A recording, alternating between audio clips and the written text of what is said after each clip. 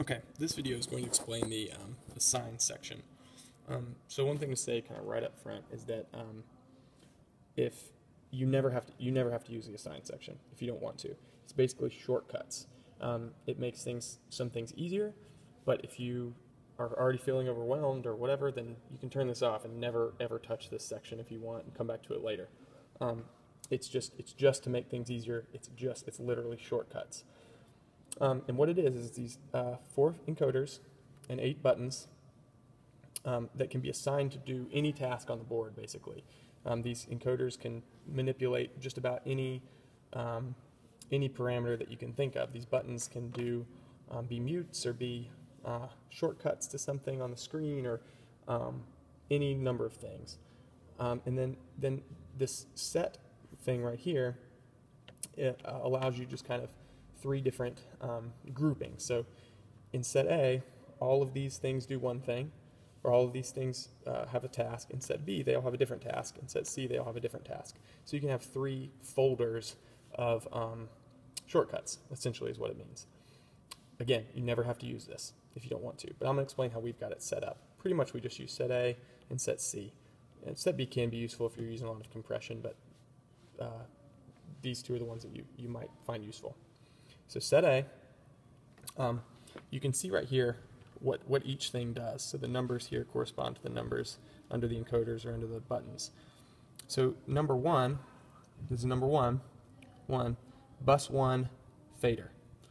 So what this does is this controls the bus 1 fader volume. So bus 1, if you remember, is the left stage monitor. So turning this up and down is like turning up the volume of the master volume of that left stage monitor. So it's always kind of over here if you want it. To prove to you that that's what's going on, I'll show you here. Got bus 1 selected right here. So normally you'd come to bus 1 through 8 and turn up the stage volume. Right here, if I do that, if I move this fader, you can see those values changing. Same thing vice versa. If I turn this up and down, I can move the fader. So it's just simple, if you prefer knobs, or this whole mess over here confuses you, of all these changing banks, and you don't want to touch something, this, as long as this button's pressed, which it almost always will be, then this controls the monitor, and it says right there. This one does bus 2, so that's the center monitor. This one bus 3, one on the right. This one bus 4, it's the recording. Straight across, very simple. These buttons down here are shortcuts to put the sends on fader. So we cover that in another video, for each one of these monitor sends, the same one that it corresponds to. So this is 1, this is 2, this is 3, this is 4.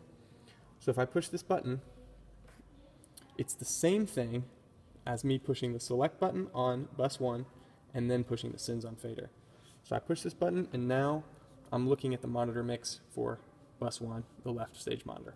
So if I said, we need more of Ethan's guitar on the left side, then you could push this button, all that'll light up, and you can come over here and just turn up his guitar. Easy as that. If we want, these are all the same. So if I wanted, more of my volume on the right monitor, you just push this button, goes there, and you can turn it up accordingly. So it's the exact same thing. Pushing the center button is the exact same thing as me going select and then pushing this, turning the sends on fader on. Same thing. Okay, it's just one button instead of 2.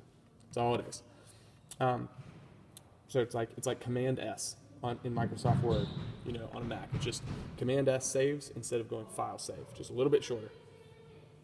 These 4 buttons here are just shortcuts to different areas on the screen, and they all say what they are. This one says 9 meter RTA. So I push that, it's going to go to the meter screen and show us the RTA readout. So if I am talking to this, I can see what's going on really quickly, really easily, just by pushing that button. This one goes to setup names, which is a scribble strip. So sometimes a scribble strip, it just seems like it always takes me longer to find that than necessary. So you just push this button, and you can select whatever fader you want while you're setting up your channels, and adjust the scribble strip really quickly. Or you could, select channel 5, push this button, and it's going to go, select channel 5, push the button, and it's going to go straight to the scribble strip. and I can name it and do whatever I need to do. Just a simpler way to do that. Same exact thing as clicking the setup button and then scrolling over to Scribble Strip. It's just one button instead of however many that would take.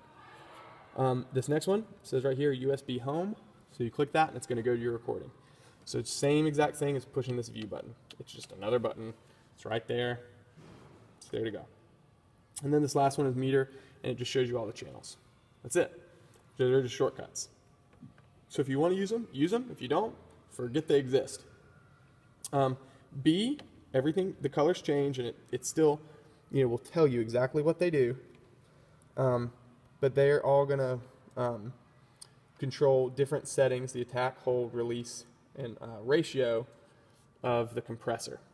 So if you were to select this channel, you can adjust the threshold here, and then the rest of the settings here. This is the preset. This is just the way the board was. You probably will never mess with it. Then these are various shortcuts to different channels up on the board there. And then these down here, they all are just set to go to channel 1 home. Okay, so that you may never use, the second set. The third set, you might. And we set this up, and just an easier way to do this. The third set loads a couple things. So when you're doing the virtual sound check, if you watch the other video to understand what that is, this just changes the routing of what's coming in to the board. So normally this is set up to where inputs 1 through 8 on the board are literally what's plugged into channels 1 through 8. 9 through 16 is the same, 17 through 14. Well, when we're doing a virtual sound check, we want what's coming into the board to be coming from the computer, to be coming in. The word here is, the way they call it, is the card. So you can scroll down and see card 1 through 8. So what we would want is card 1 through 8 here, and we'd scroll down to local 9 through 16 here, and so on and so forth for these 4 settings.